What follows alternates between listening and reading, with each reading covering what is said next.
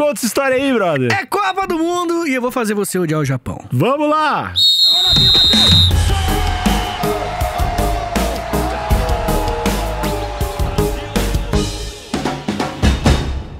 Alexandre Níquel. Fala, Vitor Estamos Soares. aqui hoje para apresentar para aquele público maravilhoso atrás daquelas câmeras uma chance.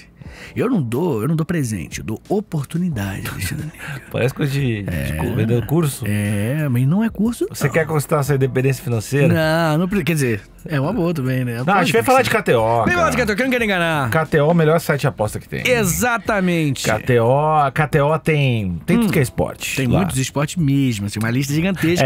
Por exemplo, você tem basquete, futebol, vôlei, MMA, tem tudo que é coisa. E não é só a primeira divisão, não é só... Tem campeonatos regionais, campeonatos femininos. Isso, é e também tem coisas esporádicas, né? Por exemplo, tem Oscar. Tem KTO Oscar. também tem aposta no Às Oscar. vezes tem umas coisinhas de BBB. Tem, de vez em quando tem coisa de Big Brother. Tem que ficar de olho. E o melhor lugar pra você ficar de olho é no Instagram da KTO, sabe por quê?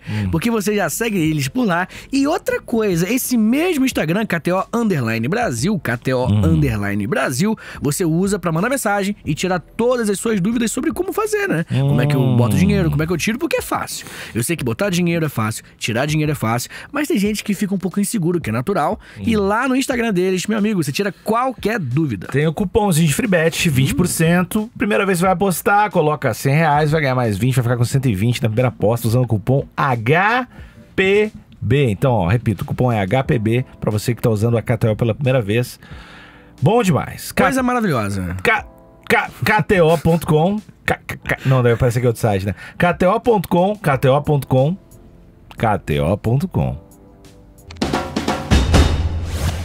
Antes de mais nada, calma que não é odiar o Japão. É odiar sim. Eu vou odiar. Não, calma aí. O Japão...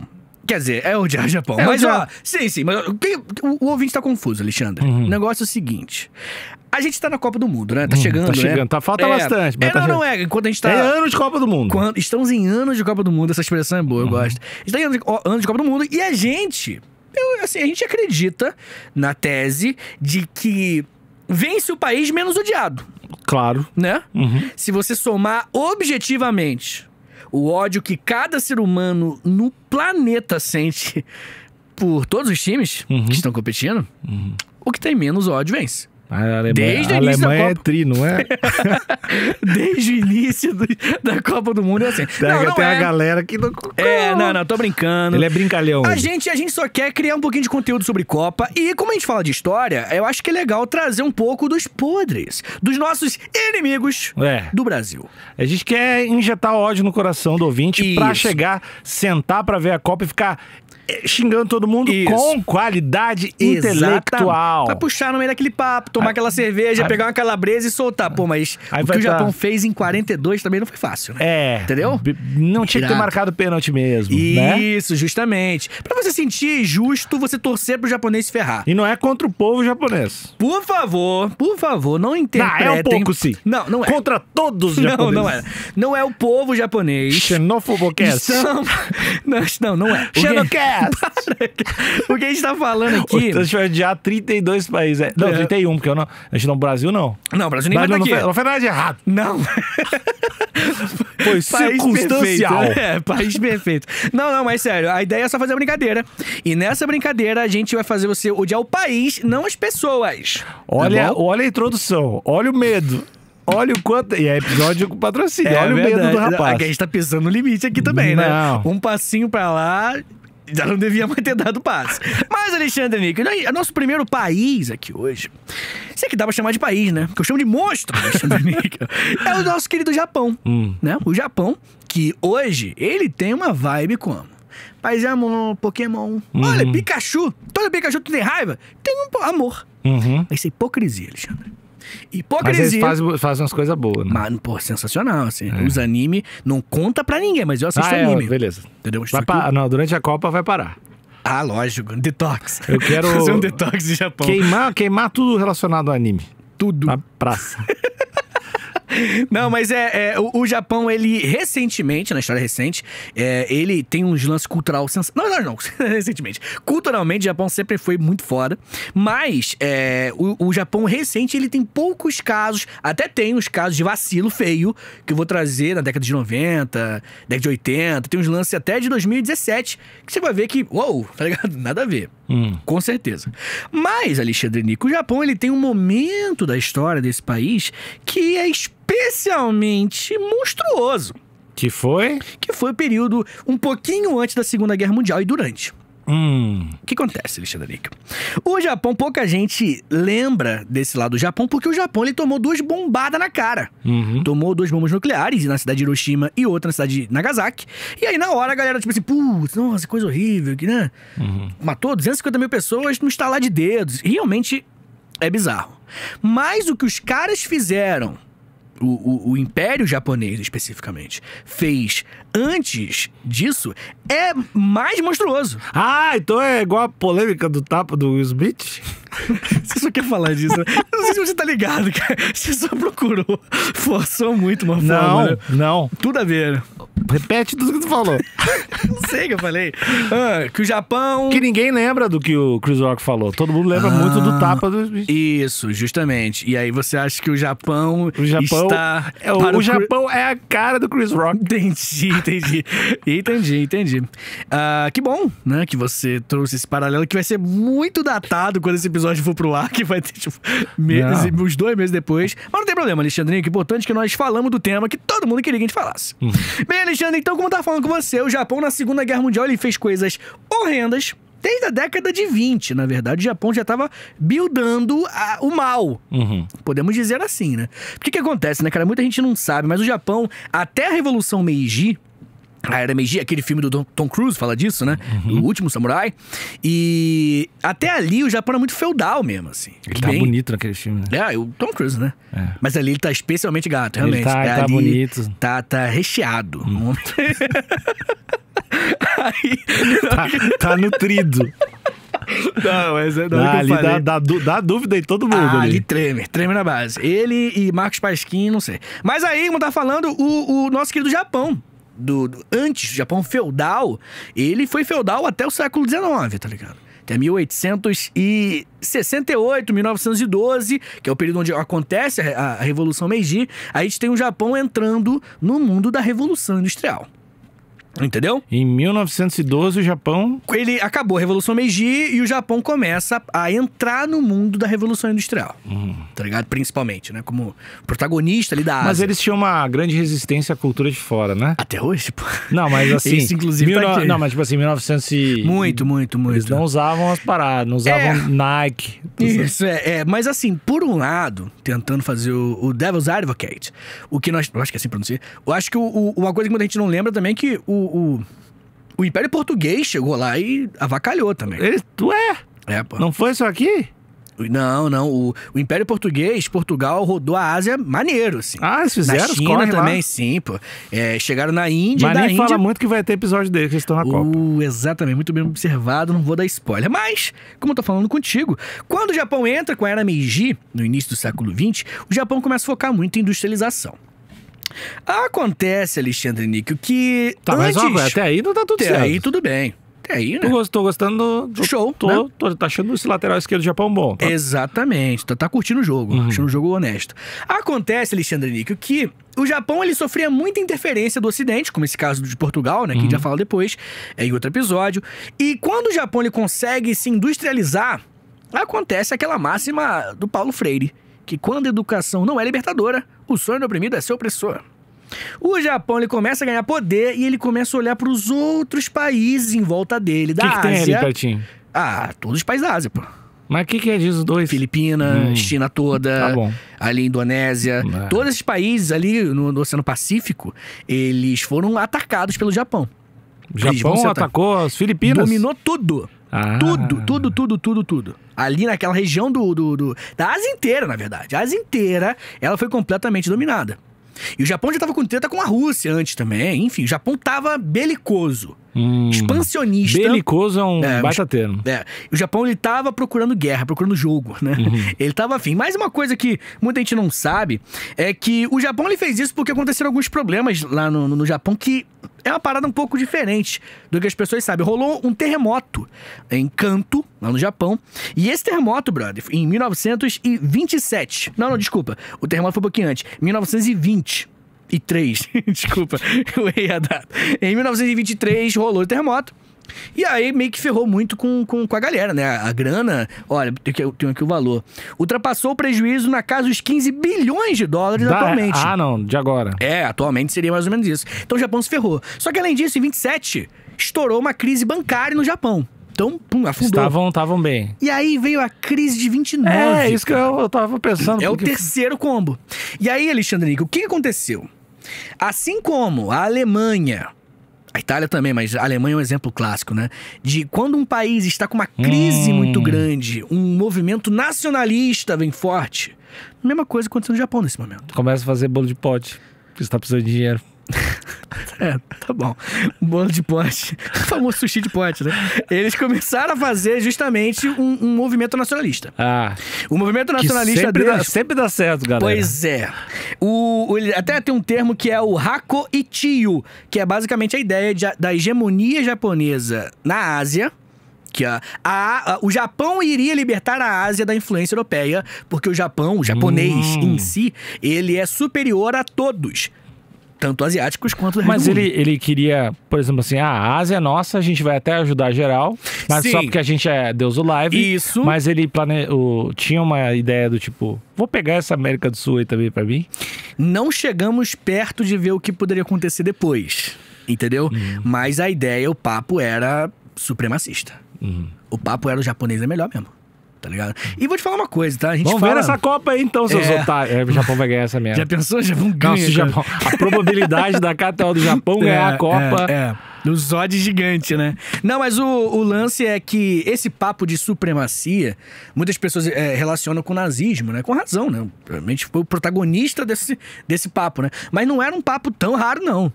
Tá? Nessa época de darwinismo social, era muito comum que esses países, essas nações, elas acreditassem na superioridade da sua própria ração, da sua própria nação, tá ligado? Tu falou raça com nação.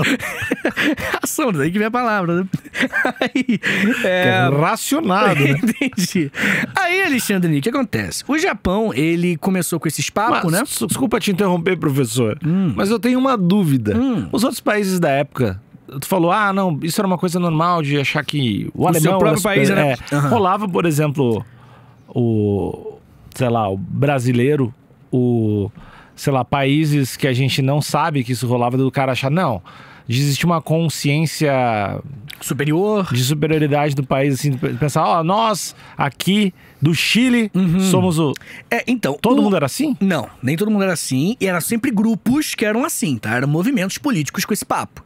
E... Em países hoje em dia, né? É igual tem hoje em dia. Em países latino-americanos era muito mais difícil, né? Porque a gente não tem todo mundo aqui é descendente de alguém. Autoestima baixa. Não, pô. Autoestima baixa. Não é, cara. É difícil tu falar que... É porque o DNA de um brasileiro não é especialmente brasileiro. Copa. Repensa o que tu fala. Olha o que aconteceu com o Monark. Esqueci. Mas enfim, Alê, então, né? Agora que você já me trouxe a verdade sobre a superioridade do Brasil na Copa do Mundo, que é um fato, durante a Copa, nós somos melhores. Depois da Copa acabar a gente conversa, mas até acabar, somos melhores. Ponto. O que acontece, Alexandre Níquel? Essas ideias existiam em praticamente todos os países, mas só em alguns dominou o poder político. No caso o Japão, no caso a Alemanha. Outros países, a própria Itália também teve um apoio muito forte de Mussolini, enfim, isso aí, outro papo. Tá, mas o que beleza, os japoneses, galera, o povo, sei lá, os políticos japoneses chegaram com essa ideia aí, e aí eles chegaram metendo o pau em todo mundo, invadindo geral. Porque essas crises econômicas que eu falei, né, terremoto, crise bancária, crise de 29, fez com que o Japão se ferrasse economicamente, e aí uma galera falou, rapaziada, a única solução é nós dominarmos os países aqui em volta, tá ligado? Pra pegar recursos. Pegar recurso, e é isso. Crise do queijo, teve também. Crise do queijo? Do Japão teve a crise do queijo. Você tá inventando isso, é Tô. verdade? É que eu queria acrescentar algo. Entendi. Mesmo que esse algo não exista. Entendi a crise do queijo no Japão. Mas eu te, Tá bom, obrigado. eu te falei uma vez que eu tenho primo, e aí meu tio tava meio mal de grana. E aí meu tio falou que não fazia mais queijo do Rio Grande do Sul. Porque ele não queria comprar queijo. E aí meu primo ficou acreditando. Meus primos ficaram acreditando tipo um ano que não se fazia mais queijo do Rio Grande do Sul. Cara, muito. Por isso que você é meio viciado em queijo. E eles descobriram, porque eles foram tipo na casa do outro tio meu, do meu primo meu. Ó, pai! Eles. Tem queijo. Eles conseguiram importar queijo. Ai, que maneiro, cara. Então Mentir a pra crise do queijo pode se tornar realidade. Entendi. Pode se tornar. Bem, o Japão, ele começou a dominar a galera em volta, né? Começou a dominar a galera em volta, dominou Taiwan, inclusive, né? Onde hoje Taiwan, que na época era a Ilha de Formosa, né? O pessoal falava. Dominou a China. E, inclusive, a China tem uma página que eu quero falar aqui pra gente ficar com ódio do Império Japonês. Que é o seguinte, o Japão, ele passou na Primeira Guerra Sino-Japonesa, e já foi bizarra, né? Em 1894. E já foi muito ruim. Dominou Taiwan, dominou a Coreia também. Foi horrível. Até hoje tem treta, né? Os caras não se curtem muito. Justamente. Mas quando rolou a Segunda Guerra Sino-Japonesa, que inclusive vai ser a guerra que vai fazer o Mao Tse-tung ganhar força. Mas o argumento dos caras... Porque assim, quando os Estados Unidos queriam roubar o petróleo, deu uns argumentos. É porque esse papo de superioridade não cola mais, desde o projeto... Mas na época rolava. Na época rolava, pô. Na época era real um papo de que existem raças... Não tinha uma mentirinha no meio? Não. Eu não avalio o que o cara acreditava. Eu avalio discursos. Só isso que a gente pode trabalhar. Esse era o discurso. E o discurso de que o Japão, ele era o melhor, ele era o superior, e que eles iriam libertar os asiáticos na marra, obrigatoriamente, das potências europeias, era o que fazia os japoneses... E tinha um pouco de verdade? Teoricamente... O quanto a Europa tava... porra, desde muito tempo. A Europa ferrou a região. Tava impregnado lá. Tava. Pô, é só você procurar sobre o ópio lá na China. A gente fez esse episódio. A gente fez, né? Guerra do Ópio, dá uma pesquisada lá no Spotify e já aproveita e dá 5 estrelinhas lá pra nós. Aí, tinha alguém nas Filipinas também, provavelmente enchendo o saco. Realmente, o Ocidente... tocou o zaralho. Isso de fato aconteceu. Mas, né, a solução japonesa foi uma solução bizarra. E como eu tava falando com você, né, nessa Segunda Guerra Sino-Japonesa, o Japão vai promover um massacre que a gente já comentou nesse podcast, que é o massacre de Nanquim. Esse aí foi feio. Esse foi um negócio que tem foto e tal, e é bem bad vibe.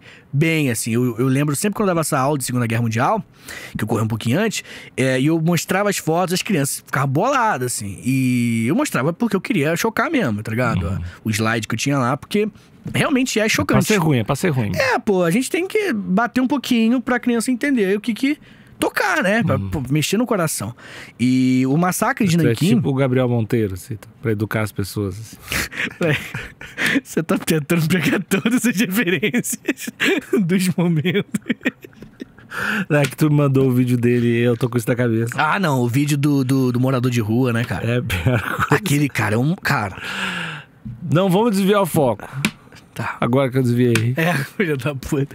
Aí se liga. Isso aconteceu em 1937, quando a cidade de Nanquim, lá na China, foi invadida. E aí, cara, nós temos o seguinte dado. As estimativas mais conservadoras, então mais pé no chão, diz que 200 mil civis foram mortos e boa parte das mulheres, incluindo crianças e adolescentes, meninas, foram estuprados. E aí? Enfim. Pouca gente sabe também que... Vão torcer pro Japão? Olha aí. Essa é a pergunta. Vocês vão torcer pro Japão Por na Copa? conta do Pikachu? Sério mesmo? Enfim. Outra coisa que muita gente também não sabe, ou pelo menos não se informa sobre o tema, é o massacre de Manila, nas Filipinas, que matou 100 mil. Eita. Cara... É realmente bizarro. E nesse massacre de Manila, a galera que sobreviveu e virou prisioneiro nas Filipinas... O que seria um massacre de Manila? Foi no meio de uma guerra Ou os caras chegaram a matar o geral? Foi expansão japonesa, pô. O negócio, cara, é que, tipo assim, você matar soldado numa guerra não é maneiro, mas é guerra. Matar civil é outro 500. Era civil, era esse o contexto. Cara, é bizarro mesmo. Eles dominaram, se você olhar o mapa do Japão na Segunda Guerra Mundial, a Ásia toda é japonesa, pô. Aquela bandeira do Sol Nascente, que daqui a pouco eu vou falar sobre isso também, que é a bandeira pros asiáticos quase como uma suástica aqui pro Ocidente. Tá ligado? Mas enfim. Como eu tava falando com vocês, o massacre de Manila, nas Filipinas, em 1940, matou mais de 100 mil pessoas, e as pessoas que sobreviveram ao massacre foram obrigadas a marchar a pé em direção aos campos de prisioneiros. Tá, caminhadinha não é... Caminhadinha. Não é a pior das coisas que eles fizeram. Sem água, sem alimento, e milhares de pessoas morreram no caminho, caminhando em direção pros campos de prisioneiros. E aquele filme Unbreakable, que também tem um episódio aqui sobre a história desse brother, conta um pouquinho sobre como era os campos de prisioneiros dirigido japoneses. pela Angelina Jolie. É verdade. Bem, Alexandre Nico, um dado importante é que estima-se 8 milhões de pessoas mortas pelo Império Japonês entre 1931 a 1945. 8 milhões de pessoas. Eu sempre fico meio perdido nesses números. Muita. Eu não sei, é muita. Muita. Um dado meio que... Tá ligado? Um dado Segunda Guerra Mundial. É esse clima. Não, Segunda Guerra Mundial acho que foi mais. Foi bem mais, na verdade. Mas foi muita gente. Muita gente. O Império Japonês matou tudo isso. Uma outra coisa que muita gente esquece, justamente por conta dessa vibe... Porque diplomaticamente, hoje em dia, o Japão ele é bem positivo, de certa forma. De certa forma. Daqui a pouco eu vou falar melhor sobre isso. Mas muitas pessoas esquecem na real que o Japão literalmente se aliou com os nazistas, tá ligado? Literalmente. Era tipo... Mussolini, de um lado, Adolf Hitler e Hirohito. Hirohito era o nome Hirohito, que é o imperador do Japão na época. Não quer dizer nada. Você olha pro lado, é Mussolini. Olha um pouquinho pro lado, Hitler, literalmente fucking Hitler. E um pouquinho o imperador do Japão. Caralho. Bem, como eu tava falando com você, né? Essa bandeira do Sol Nascente, que é aquela bandeira que é o coeso, né? O sol e vários raios, assim, sabe? Muito bonita, inclusive, eu achei esteticamente muito irada. Mas ela é meio que a suástica da Ásia, tá ligado? Tanto que ela representa essa época. O Império Japonês. E representa o expansionismo, o imperialismo japonês. A expressão é essa. Tem episódio de História Meia Hora que eu falo sobre isso. Imperialismo japonês. O tema do episódio é sobre... E isso é a bandeira. Tanto que quando rolou os Jogos Olímpicos do Japão, a Coreia pediu pra tirar a bandeira, pô. Tá ligado? Porque a Coreia falou assim, tá de sacanagem, né? Olha pra essa merda aqui. E aí a bandeira... E, pô, lá perto de casa... Em Itaguaí. Olha como é que as coisas são, né? No interior do Rio de Janeiro, na Baixada, tem Itaguaí, tem não vou falar nomes, mas tem uma empresa que tem uma van, e a bandeira, que é uma empresa japonesa, e a van é totalmente a bandeira do Império, assim. Mas eles podem, né? Sei lá. Porque eles conseguiram invadir até o Rio. Eles estão expandindo. Até hoje, né? Tu vai dizer que estão errado. Não, tô só comentando. Quem sou eu pra falar vocês não mataram todo mundo? Assim como, pô, tem barbearia do interior de Osasco que tem bandeira dos confederados, pô, tá ligado? A do Japão, a do Império é mais bonita. Eu acho bem bonita. É mais bonita que a dos confederados. Os confederados é brega meio pra caralho. Assim. É que me lembra banda de... coisa de banda de velho. É de glam rock. O velho motoqueiro. Isso. É baixo astral. Bermuda caqui. Baixo astral. Pearl Jam. Bem... Lembra Pearl Jam. Coitados, cara do Pearl Jam. Mas enfim, Alexandre Nico, uma coisa que muita gente não sabe é que o Japão, ele tem muitos casos de racismo hoje em dia. Porque o país, ele é um país com 98% da população de pele branca, né? Não são caucasianos, né? Elas são pessoas asiáticas, mas são pessoas de pele branca. E tem uma mina, inclusive, que reclama muito de racismo no Japão, que é uma tenista chamada Naomi Osaka, que é japonesa, mas é negra. E aí ela sempre se manifesta. Tipo, 98%. Toda uma parada de... Acho que ela não jogou as Olimpíadas, né? Ela tem todo um lance de saúde mental. Essa tenista é toda uma parada, né? Eu não tô ligado exatamente qual é o papo. Mas eu sei que tem várias vezes que ela comenta. Que ela fala, que o negócio é bizarro, assim. Um comentário do primeiro-ministro, o Yasuhiro Nakazone, disse em 1986, olha que frase bizarra, ele falou o seguinte, o nível intelectual dos Estados Unidos é inferior ao do Japão, porque lá há um grande número de negros, porto-riquenhos e hispânicos. Calma. Quem é que falou isso? O primeiro-ministro do Japão, em 1986. 86, o cara largou essa. Lá lançou essa aí, e a galera, peraí, tá ligado? É tipo isso.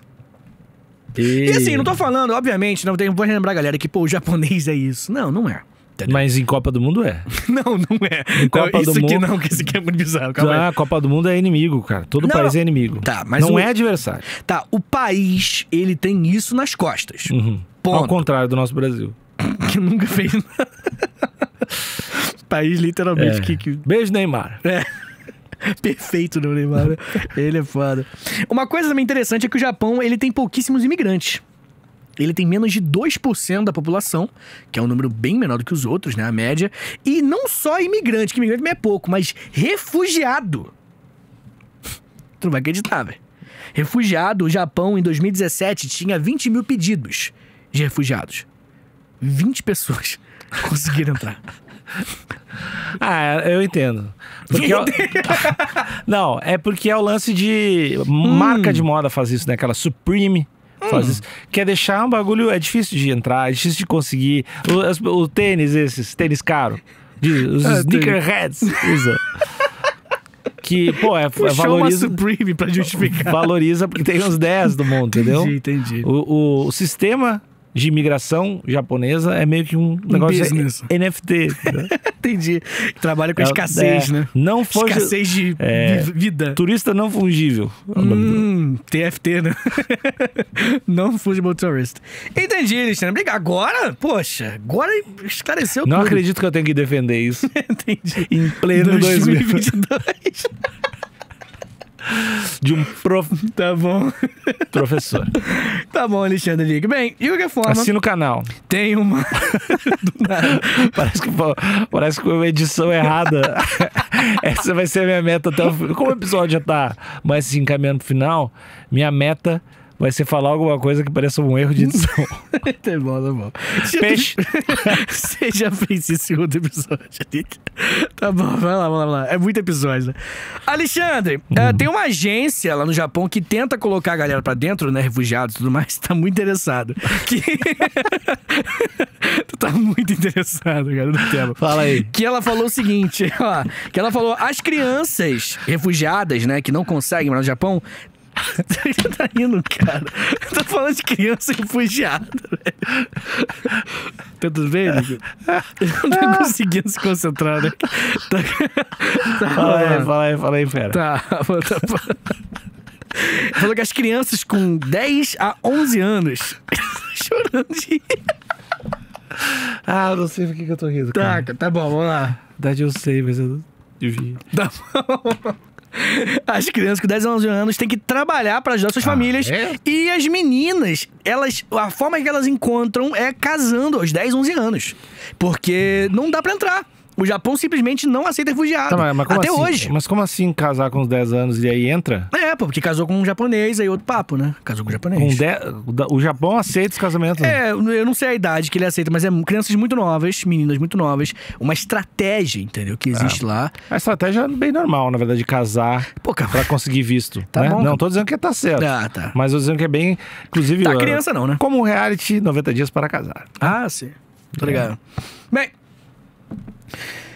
Eu acho que eu trouxe bons argumentos, né, Alexandre, depois desse festival aqui. Posso trazer um contra-argumento? Claro. É o momento ou ainda não? Não é o momento. Um contra-argumento pra gostar do Japão? Meio da não, Copa. mas assim, ó, no quesito ainda futebol, é que o Zico jogou no Japão, lembra? Não. O Zico que meio que levou o futebol pro Japão. Que maneiro. Então, assim como o Pelé levou pros Estados Unidos, o Zico levou pro Japão. E passava os campeonatos japoneses na TV aqui do Brasil. Assim. Sério, não? Sim, passava, porque o Zico jogava. Então esse é um ponto a favor. Eu assistia Super Campeões. O que era Super Campeões? É um anime dos anos 90, eu acho, 80 e pouco, que é um jogador, um moleque, Oliver Tsubasa, a lenda, que ele é a trajetória, sabe, dele como jogador. É muito maneiro o anime. Obviamente que se eu assistir hoje, eu vou achar horrível, né, que dos anos 90, anos 80 era outro ritmo. Mas a história é ele melhorando como jogador.